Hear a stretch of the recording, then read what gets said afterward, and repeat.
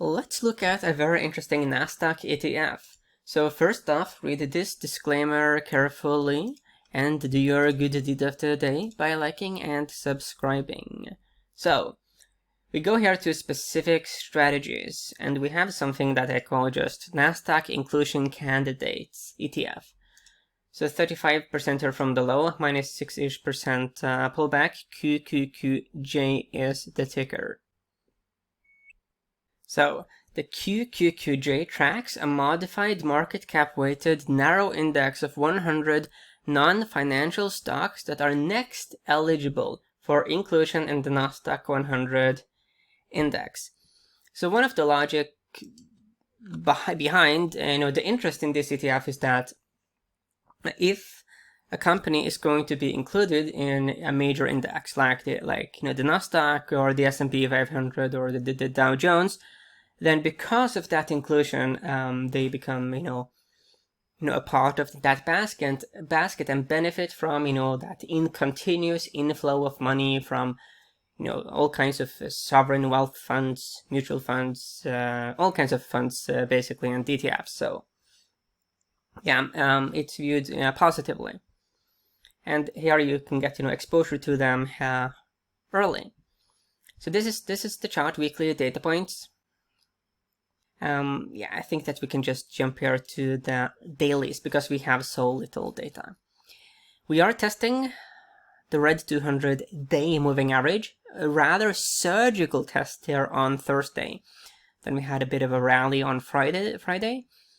So this looks interesting. I do see some time cycles as well. We do have some smaller time cycles here.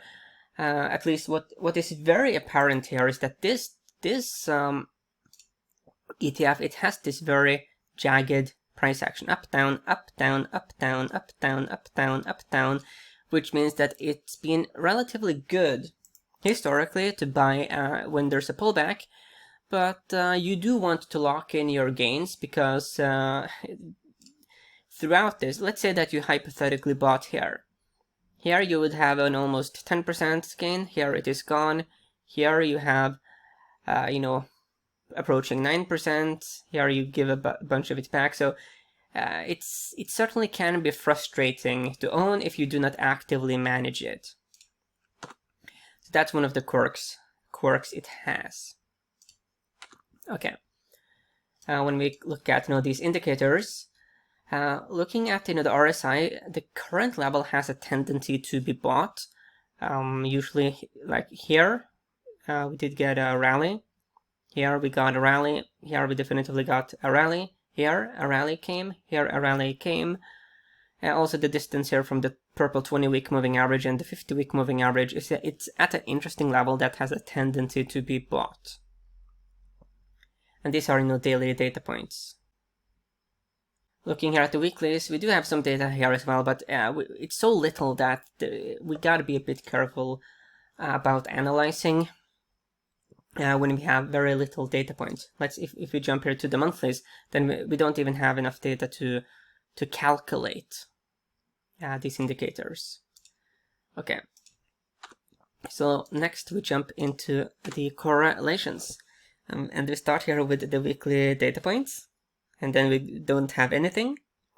Then we jump here to the dailies. So there's a 67% positive correlation with the S&P 500. And a 79% positive with the QQQ, the NASDAQ. So there is a strong correlation, but it's not like, you might think that there's like a 99% positive. So there is definitively a bit of a divergence. But that is actually to be expected. And, if you are interested in the 10-year yield, then there's a minus 68% negative correlation. Okay. Now, there's no point really in looking at the seasonality for the QQQJ. So I think we rather look at, the QQQ, the NASDAQ seasonality. Over the last 5 years, October, November, December, January tend to see an increase in strength. Over the last 10 years, from September into October, November, increase in strength. November is one of the strongest months. December is, however, one of the more mediocre. And over the last 20 years. So yes, October tends to be significantly stronger than September. November is one of the strongest months, but December and also January and February are a bit mediocre. So let's just quickly here look a bit at the NASDAQ QQQ, see what's happening. So here we have the weekly data points, and we are currently testing this purple 20-week moving average, which has supported the rally ever since the lockdown plunge. Looking at the daily data points, the blue 100-day moving average has a strong tendency to be bought and has been a good risk-reward opportunity for bulls. So the primary assumption is that we will see that rally. If we do not get that rally, though, then we could get a very big sell-off. So it's a huge deal that, to what happens to especially that 20-week moving average, because given that it's held, if the bulls do not show up, then that will be read as a very, very interesting signals by the bears. Okay, so we are below all kinds of trend lines here. When we go here and compare the QQQ with the QQQJ, so let's look at expense ratio. Pretty similar. Actually, it's a bit lower for the QQQJ, so that's actually quite interesting.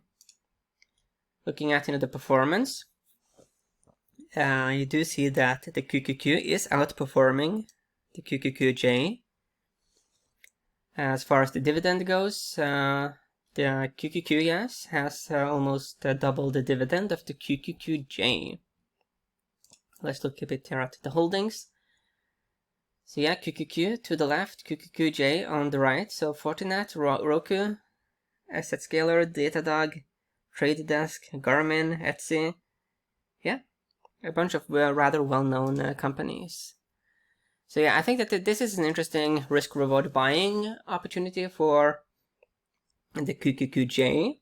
The primary thesis is that the bulls will show up, at least they have done so, and the seasonality is also supportive of that.